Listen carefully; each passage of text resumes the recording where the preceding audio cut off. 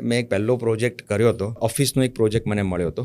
એ office ઇન્ટિરિયરનો project હતો. હવે generally કોઈ આર્કિટેક્ટ હોય તો ઇન્ટિરિયર ડિઝાઇનિંગ એને ના ફાવતું હોય, આપણે સમજી શકીએ. મારું ઇન્ક્લાઇનેશન એવું હતું કે મારે બંને રીતે ઓવરઓલ તૈયાર થવું છે. એ ઓફિસ ઇન્ટિરિયરના પ્રોજેક્ટમાં જે ક્લાયન્ટ હતા એ પણ બહુ જ એમ્બિશિયસ હતા કે ભાઈ મને કંઈક ક્રિએટિવ જોઈએ છે, કંઈક સારી વસ્તુ જોઈએ છે અને તું એક યંગ અને એસ્પાયરિંગ આર્કિટેક્ટ છે, અમે તને આપીએ કામ. Big opportunity and challenge for me કે આજે એમની એક્સપેક્ટેશનને 100% ખરી ઉતાર્યું અને એના પ્રમાણે મારે એમને રિઝલ્ટ આપવું. એમાં એક્સપિરિયન્સ એવો રહ્યો કે પ્રોજેક્ટ બહુ સારી રીતે થયો. ક્લાયન્ટ સાથે અમારે નક્કી થયું હતું 25,000 એક ફીસ નક્કી થઈ હતી.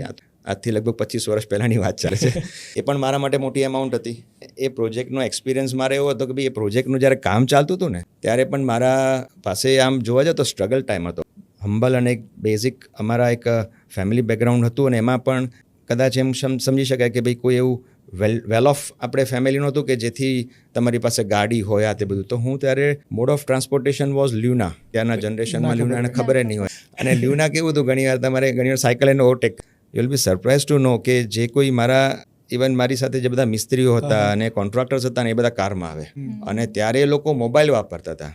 ત્યારે તો મોબાઈલની કિંમત હતી કંઈક મને ધ્યાનમાં છે ત્યાં સુધી લગભગ 16 રૂપિયા કે એવું કંઈક ઇન્કમિંગ આઉટગોઈંગનો ચાર્જ હતો, 8 રૂપિયા ઇન્કમિંગનો ચાર્જ હતો. અને એ વખતે એ લોકો મોબાઈલ વાપરતા હતા. હવે હું લ્યુના ઉપર જાઉં, એ લોકો ગાડીમાંથી ઉતરે. હવે એ લોકો ઓફકોર્સ આટલા વર્ષોનો એક્સપિરિયન્સ અને નોલેજ છે, જ્યારે હું હજી બેઝિક બિગિનર છું. ઘણું બધું ચેલેન્જિંગ હતું. પ્રોજેક્ટ બહુ જ સારી રીતે કમ્પ્લીટ થયો અને client was super happy with the and result. અને ખૂબ મને પણ સંતોષ હતો, ક્લાયન્ટ પણ ખુશ હતા. ક્લાયન્ટે કીધું કે ભાઈ પ્રશાંતભાઈ હવે ચલો આપણે ફાઇનલ પેમેન્ટ તમને આપીએ. અને એમાં 25માંથી એમણે 21 આપ્યા.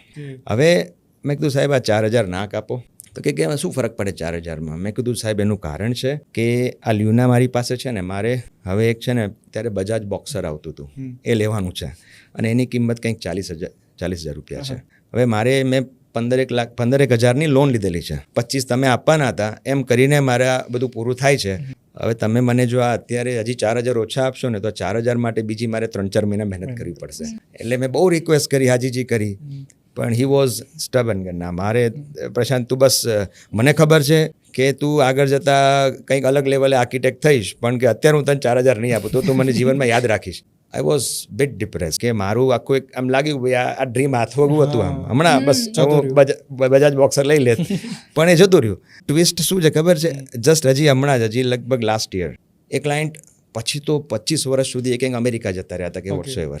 એ અહીંયા આવ્યા અને સર્ચ કર્યું પ્રશાંત પરમાર આર્કિટેક્ટ ક્યાં છે. એને મને કોલ કર્યો. પછી મારી ઓફિસ આવે અને ઓફિસ આવ્યા, બેઠા, બધું જોયું, સેટઅપ જોયું. ટીમ આટલી બધી 20-22 આર્કિટેક્ટ્સ ઓફિસમાં કામ કરે, બધા સ્ટેટિસ્ટિક્સ એને મારા થોડા સ્ટડી કરીને આવે. તો મને કે જો પ્રશાંત, મેં તને નહોતું કે તું મોટો આર્કિટેક્ટ થઈશ.